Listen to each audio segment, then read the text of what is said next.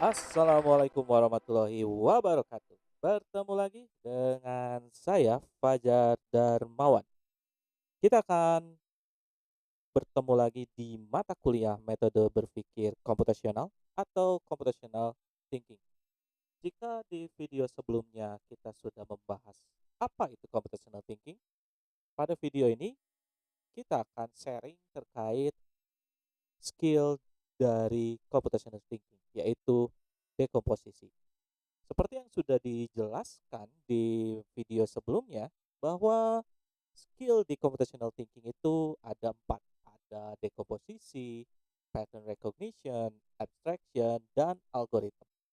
Pada video ini, saya akan fokus untuk sharing mengenai apa itu dekomposisi. Pertanyaan pertama mungkin yang ada di benak Anda adalah, kenapa harus belajar dekomposisi? Seberapa penting skill ini?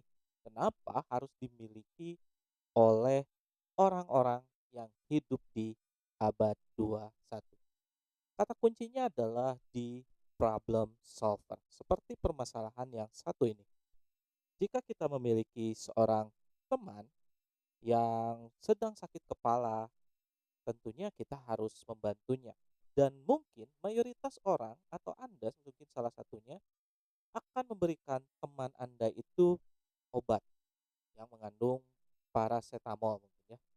Nah, pertanyaannya adalah, apakah itu merupakan solusi yang tepat bagi teman Anda yang sedang sakit kepala?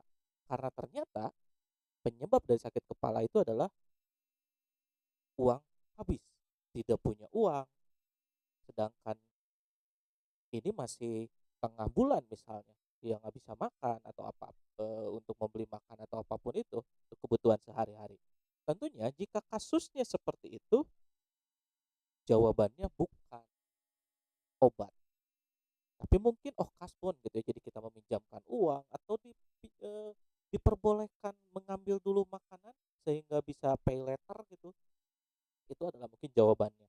Jadi, tahap dari dekomposisi itu adalah bagaimana kita bisa melihat pangkal persoalan dari suatu masalah sehingga solusi yang kita tawarkan itu bisa tepat guna.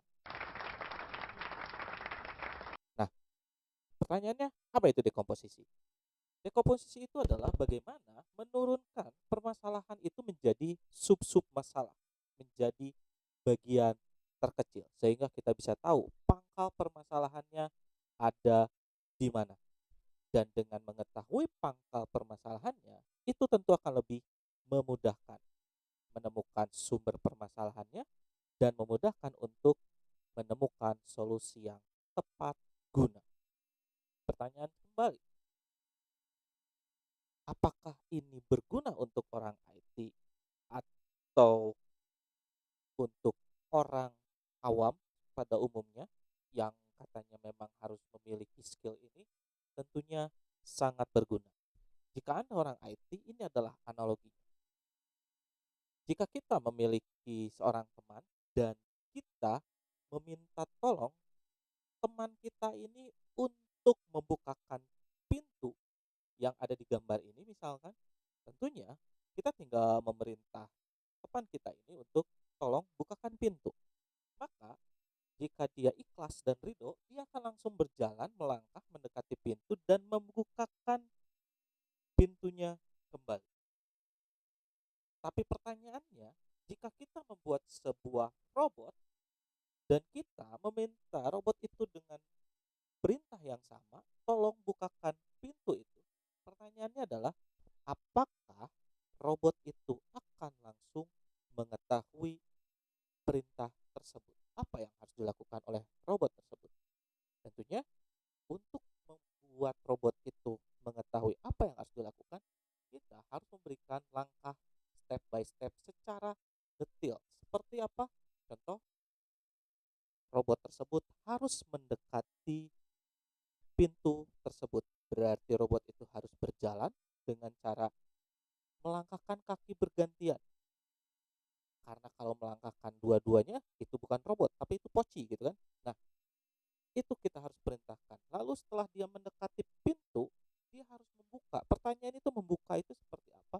Karena itu ada gagangnya, tentu dia harus menggenggam, dan definisi menggenggam tentu robot tidak tahu. Sehingga kita harus memberikan secara detail definisi dari menggenggam itu. Jadi itulah dari dekomposisi, fungsi dari dekomposisi. Nah, biasanya untuk membuat dekomposisi, kita akan menggunakan beberapa diagram.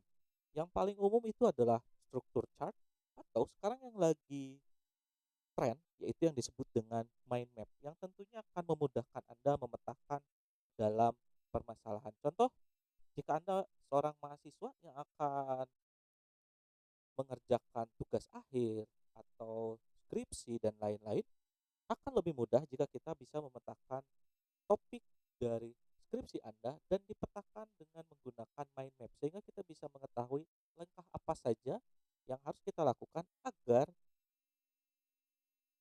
skripsi dari yang kita kerjakan bisa tepat waktu.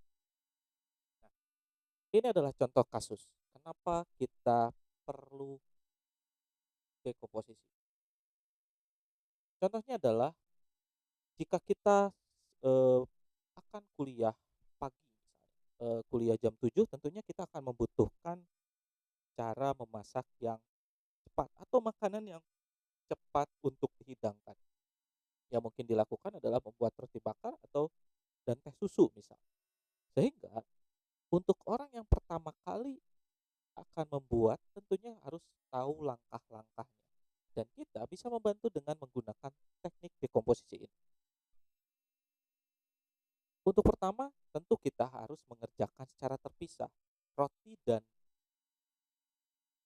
membuat teh akan dilakukan secara berpisah-pisah. Walaupun mungkin secara waktu bersamaan, tapi secara pengerjaan akan dilakukan secara terpisah. Cara membuat roti bakar tentunya yang pertama, jika rotinya belum terpotong-potong, tentu kita akan memotong dulu rotinya. Lalu, tentu kita akan membakarnya. Entah itu menggunakan pemanggang atau mungkin anak kosan menggunakan setrikaannya ya. Jadi rotinya sedikit memiliki wangi dari pengharum baju gitu ya. Tapi karena keterbatasan dia akan membakar di setrikaan. Lalu setelah itu kita kasih mentega dan kita beri selai. Sehingga jika kita merasakan rotinya terlalu pahit, gosong, kita bisa tahu langkah mana yang kurang tepat, yaitu saat pemanggangan. Jika rotinya terlalu manis, berarti saat kita menambahkan selai terlalu banyak. Jika rotinya terlalu tipis sehingga kering saat dibakar, berarti langkah pertama yaitu saat memotong roti yang salah. Itulah dekomposisi, dan itu pun berlaku bagi saat membuat teh. Tentunya kita harus memanaskan air, karena kita untuk membuat teh tentunya membutuhkan air panas. Jika Anda punya dispenser mungkin bisa langsung, tapi jika tidak, tentunya kita harus memasak air dulu. Mungkin untuk anak kos bisa menggunakan magicomnya gitu ya untuk memasak air. Lalu setelah dimasak, setelah mendidih, maka kita tuangkan tehnya dan kita tuangkan air panas ke dalam teh tersebut, dalam cangkirnya. Lalu kita tambahkan susu jika memang kita ingin membuat teh susu. Jika ingin teh manis, berarti kita menambahkan gula pasir. Pertanyaannya adalah, jika tehnya terlalu manis, berarti tahap apa yang salah? Yang salah bukan masalah bikin tehnya, tapi yang salah adalah saat menuangkan gulanya. Berarti kita terlalu banyak menuangkan gula. Tetapi jika kita saat meminum air teh tersebut terlalu panas, apa yang salah? Tentu yang salah adalah kitanya. Karena tidak mungkin panas karena salah mendidih. Kalau salah saat memasak air, ya yang ada gosong atau menguap. Tapi kalau terlalu panas, ya salah kita. Karena masih panas langsung diminum. Nah, itu adalah dekomposisi. Bagaimana kita bisa membuat langkah-langkah dari suatu permasalahan. Dan biasanya gambar atau visual akan lebih memudahkan untuk membuat langkah-langkah tersebut supaya lebih bisa dipahami oleh orang lain. Baik, sekian itu adalah pembahasan dari dekomposisi. Saya ucapkan terima kasih atas atensinya. Saya tutup dengan baca Alhamdulillahirobbil alamin.